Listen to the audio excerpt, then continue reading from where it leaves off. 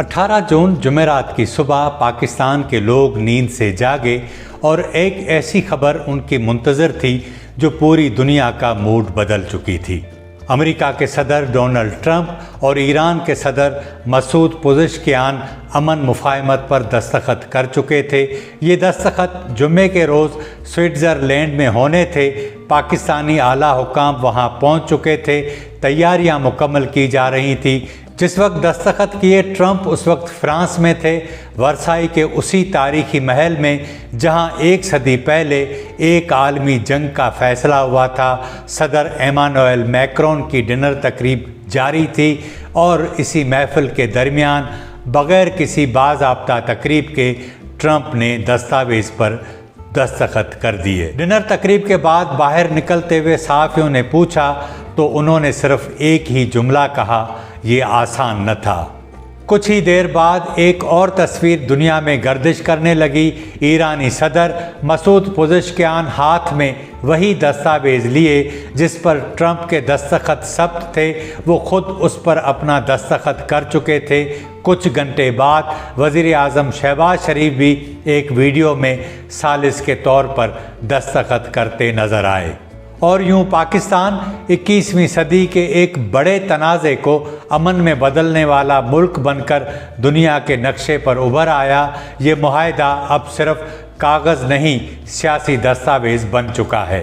इस मुआहदे के तहत ईरान आबनाए हुर्मुज़ खोलेगा, बारूदी सुरंगें साफ़ करेगा, अमेरिका बहरी नाकाबंदी ख़त्म करेगा, ईरान दुनिया को तेल फ़रोख्त करेगा, मंजमंद असासे रिलीज़ होंगे और जुमे से ही असल फ़ैसला कुन जौहरी मुज़ाकरात का भी आगाज़ हो जाएगा। मुज़ाकरात की कामयाबी पर ईरान की तामीर नौ के लिए 300 अरब डॉलर के एक आलमी फ़ंड का इंतज़ाम होगा। मगर यहीं से पहला सवाल जन्म लेता है और ये सवाल ही पूरी कहानी की कुंजी है। इतनी उजलत क्यों की गई? जुम्मे का इंतज़ार क्यों नहीं किया गया? इतवार के रोज़ जो डिजिटल दस्तखत हुए थे वो क्या थे और बुध को दोबारा दस्तखत क्यों करवाए गए? क्या एक ही मुआहदे पर 2 बार मुहर लगी या इतवार को सिर्फ सियासी मंजूरी मिली थी और बुध को उस पर सदारती तस्दीक सब्त हुई? एक इम्कान ये है कि इतवार को फ्रेम वर्क पर इत्तफाक हुआ और बुध को दोनों सदूर ने उसे हतमी शक्ल दी।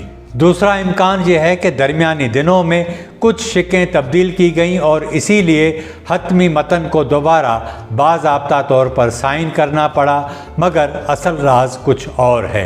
जल्दी ईरान को नहीं थी, जल्दी अमेरिका को थी, क्योंकि आलमी मंडी शदीद दबाव में थी, आबनाए हुर्मुज़ बंद थी, तेल की कीमतें मुस्तहकम नहीं हो रही थीं, खलीजी ममालिक खौफज़दा थे, चीन परेशान था, सरमायाकार खित्ते से भाग रहे थे और ट्रंप को नवंबर के मिड टर्म इलेक्शन से पहले एक ऐसी ही बड़ी कामयाबी की ज़रूरत थी जिसे वो अपने वोटर्स को दिखा सके।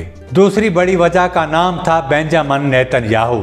अगर दस्तखत जुम्मे तक टल जाते तो इसराइल के पास मज़ीद 2 दिन होते और 2 दिन में क्या कुछ नहीं हो सकता था। एक हमला, एक ड्रोन, बैरूत पर एक नई कार्रवाई, लबनान में कोई नया ऑपरेशन या ईरान से जुड़े किसी ग्रुप पर ज़र्ब, कोई एक वाक़या और पूरी डील रेत की दीवार की तरह बैठ सकती थी। यही खौफ था जिसने वाशिंगटन को दस्तखत जल्द करने पर मजबूर किया। और अब असल कहानी इसराइल के अंदर से शुरू होती है। तेल अवीव में इस मुआहदे को महज एक सफारती झटका ही नहीं समझा जा रहा, बल्कि इसे नेतन्याहू के लिए एक सियासी और स्ट्रेटेजिक आफत करार दिया जा रहा है। नेतन्याहू ने अपनी कौम से ईरान के खिलाफ मुकम्मल फतह का वादा किया था। वो कहता रहा, ईरान का निज़ाम गिराना है, उसे हमेशा के लिए कमज़ोर करना है, हिज़्बुल्लाह को कुचल देना है, लबनान का ख़तरा मिटा देना है और इसराइल को नाकाबिले शिकस्त साबित करना है। मगर आखिर में हुआ क्या? ईरान बाकी है, उसका निज़ाम बाकी है, उसकी रियासत कायम है, उसका इलाकाई असर व रसूख बढ़ चुका है और अमेरिका ने खुद उसी ईरान के साथ दस्तखत कर लिए हैं। यही वो पहला मंज़र है जिसे इसराइल के अंदर नेतन्याहू की शिकस्त के तौर पर देखा जा रहा है। फरवरी तक ईरान को आलमी सतह पर एक अदम इस्तेहकाम फैलाने वाली खतरनाक रियासत कहा जा रहा था, मगर इस जंग और इस मुआहदे के बाद तस्वीर मुकम्मल तौर पर तब्दील हो चुकी है। ईरान जंग बर्दाश्त करके टेबल पर बैठा, आबनाए हुर्मज़ के ज़रिए आलमी मईशत को अपनी अहमियत जता चुका, पाबंदियों के बावजूद टूटा नहीं और अब उसे रिलीफ, मुज़ाकरात, तेल की तिजारत और आलमी सरमायाकारी की पेशकशें मिल रही हैं। दूसरी तरफ इसराइल बैनुल अक़वामी सतह पर तना होता जा रहा है। वही मुत्तहिदा अरब अमारात, जिसे ईरान का सबसे बड़ा दुश्मन कहा जाता था, अब इसी मुआहदे के हक़ में खड़ा है। खलीजी ममालिक जंग नहीं चाहते, चीन जंग नहीं चाहता, यूरोप तवानाई के बहरान से खौफज़दा है, अमेरिका खुद इस जंग से बाहर निकलना चाहता है और ट्रंप अपने इलेक्शन के लिए अमन को एक सियासी सरमाए के तौर पर बेचना चाहता है। तो अब इसराइल कहाँ खड़ा है?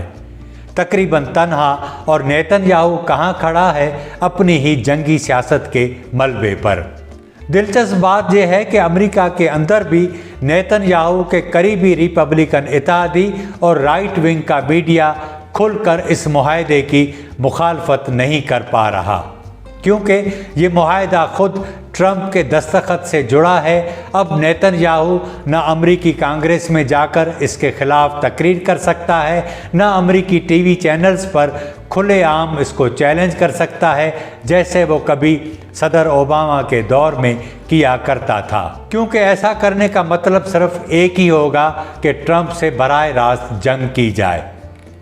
और ट्रंप ने अमरीकी तारीख में पहली बार सदर की हैसियत में नेतन्याहू को कैमरों के सामने सरेआम बेइज्जत किया है। कनाडा में G7 इजलास के दौरान ट्रंप ने नेतन्याहू पर तंजिया अंदाज में तंज करते हुए कहा कि बीबी अच्छा इंसान है, मगर कभी कभार वो थोड़ा ज़्यादा जज्बाती हो जाता है। फिर एक और जुमला कहा जो इसराइल के लिए ज़्यादा तकलीफदा था, वो कहा कि अमेरिका बड़ा और इसराइल एक छोटा सा पार्टनर है। ये जुमला सिर्फ एक जुमला नहीं था, वाज़ेह पैगाम था कि फ़ैसला वाशिंगटन करेगा, तल अबीब नहीं। उससे चंद दिन पहले ट्रंप ने एक इंटरव्यू में कहा कि नेतन्याहू में फ़ैसला साजी की सलाहियत ही नहीं, ये इसराइली वज़ीर आज़म की सरेआम और खुली बेइज्जती थी।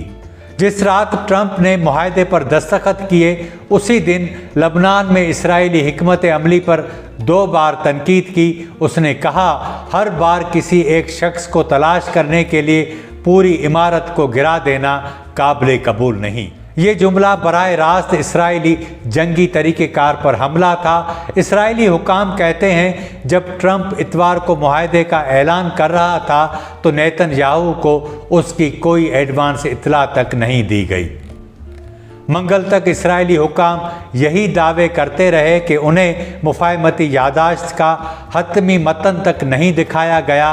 बाद में ट्रंप ने कहा कि मुआहदे की कापी इसराइल को भेजी जा चुकी है, मगर सवाल यही रह जाता है कि कापी भेजी कब गई, फैसले से पहले या फैसले के बाद। अगर फैसले के बाद भेजी गई तो इसका मतलब एक ही है कि इसराइल को सिर्फ बताया गया, उससे पूछा नहीं गया। और यही नेतन्याहू के लिए इस पूरी कहानी की सबसे बड़ी ज़िल्लत है। मुआहदे का सबसे बड़ा हसास और ख़तरनाक नुक्ता लबनान है। मुआहदे में वाज़ेह तौर पर दर्ज है कि जंगबंदी लबनान के महाज पर भी लागू होगी और हतमी मुआहदे की सूरत में इसराइली अफवाज को लबनान से जाना होगा। मगर नेतन्याहू के मुशीर कह रहे हैं कि इसराइल खुद को इसका पाबंद नहीं समझता। ट्रंप खुद भी तस्लीम कर चुका है कि लबनान के मामले पर अमेरिका और इसराइल के दरमियान इख्तलाफ मौजूद है, मगर सच ये है कि ये कोई छोटा इख्तलाफ नहीं, ये पूरे मुआहदे की सबसे बड़ी बारूदी सुरंग है। क्योंकि अगर इसराइल लबनान पर हमले जारी रखता है तो ईरान खामोश नहीं रहेगा, और अगर ईरान खामोश नहीं रहता तो ये मुआहदा कैसे बचेगा, और अगर मुआहदा नहीं बचता तो आबनाए हुर्मज़ दोबारा बंद हो सकती है, और अगर आबनाए हुर्मज़ दोबारा बंद हुई तो आलमी तेल की मंडी एक बार फिर लरज़ उठेगी। शायद यही वजह है कि अरब ममालिक इस वक्त ایران سے زیادہ نیتن یاہو سے خوفزدہ ہیں۔